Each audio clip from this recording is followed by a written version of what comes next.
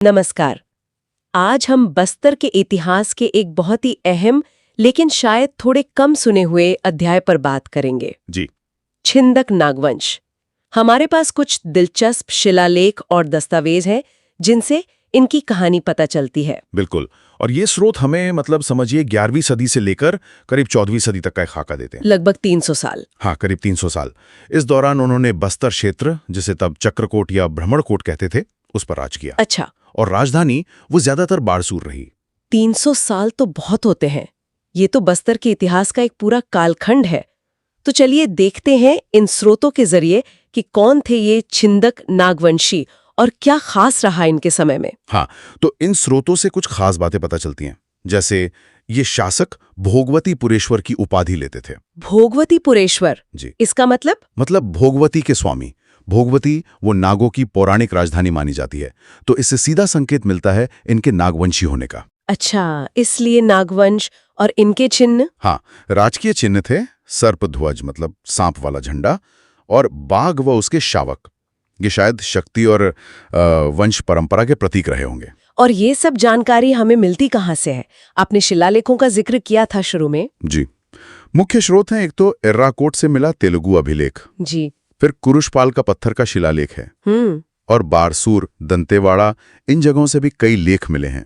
और हाँ, एक टेमरा सती स्मारक लेख भी है जो इनके आखिरी के दौर की जानकारी देता है। तो इन दस्तावेजों में सबसे पहला नाम संस्थापक के तौर पर किसका आता है? देखिए, एर्रापोर्ट वाला जो तेलुगु अभिलेख है वो नृपति भूषण का नाम लेता है संस्थापक के तौर पर। नृपति भूषण? हाँ, अंदाजा ये है कि वो शायद दक्षिण से आए थे, हो सकता है चोल राजा राजेंद्र प्रथम के किसी अभियान के साथ, और करीब 1023 ईस्वी के आसपास उन्होंने यहाँ छिंदक नागवंश की नींव रखी। तो यहाँ से कहानी शुरू होती है। फिर तो कई राजा हुए होंगे इन 300 सालों में। कोई ऐसा शासक जिसका नाम सबसे ज्यादा उभर कर आता है? बिल्कुल, सोमेश्वर देव प्रथम। इनका नाम सबसे अहम है। सोमेश्वर देव प्रथम? जी।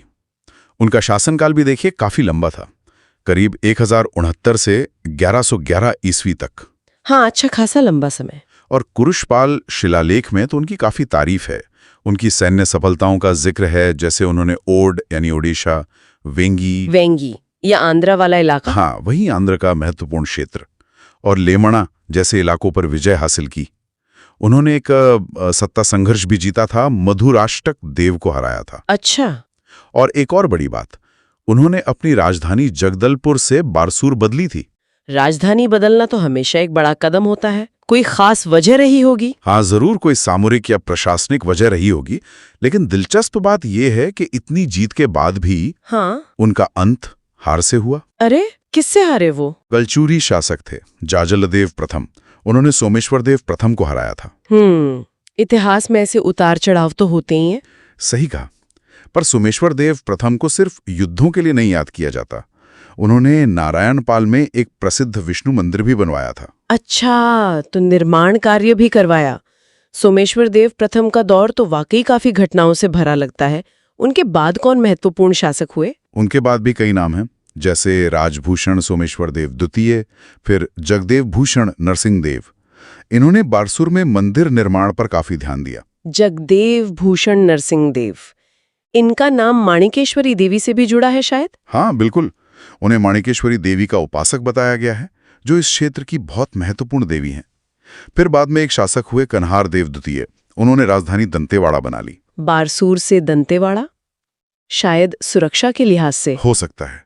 और फिर आता है इस वंश का अंत। वो कैसे हुआ? जो तेमरा सती स्मारक लेख का मैंने जिक्र किया था ना, हाँ, उसके अनुसार इस वंश के आखिरी शासक थे हरिश्चंद्र देव, और लगभग 1324 ईस्वी में वारंगल के काकतीय वंश के शासक थे अन्नम देव। काकतीय वंश? हाँ, उनका तो काफी प्रभाव रहा है। जी।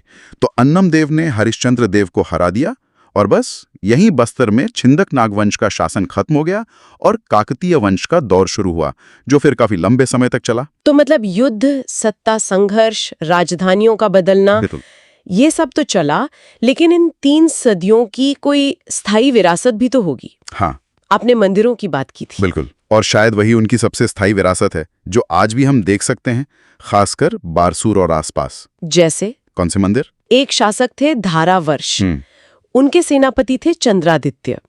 उन्होंने एक शिव मंदिर बनवाया, चंद्रादित्य मंदिर, और एक तालाब भी। अच्छा। फिर एक रानी थी गंगा महादेवी, उन्होंने बत्तीसा मंदिर बनवाया। ये असल में जुड़वा शिव मंदिर है। बत्तीसा मंदिर सुना है इसके बारे में। हाँ, और सोमेश्वर देव प्रथम का बनवाया नारायण पाल का विष्णु मंदिर तो है ही। इनके अलावा बारसूर में ही मामा भांजा मंदिर है, एक विशाल गणेश प्रतिमा है। ये सब निर्माण कार्य इसी छिंदक नागवंश के दौर के माने जाते हैं। यानी वास्तुकला और धर्म के क्षेत्र में उनका काफी योगदान रहा। निश्चित रूप से ये निर्माण उनके कला संरक्षक होने और उनकी धार्मिक आस्थाओं का प्रमाण है। दंतेवाड़ा में भी उनके समय के कुछ अवशेष मिलते हैं। तो अगर हम संक्षेप में देखें, छिंदक नाग वंश ने बस्तर पर लगभग 3 शताब्दियों तक राज किया। इस दौरान उन्होंने युद्ध लड़े, साम्राज्य को बढ़ाया घटाया, राजधानियां बदली, लेकिन साथ ही उन्होंने बारसूर जैसे नगरों को सांस्कृतिक और धार्मिक पहचान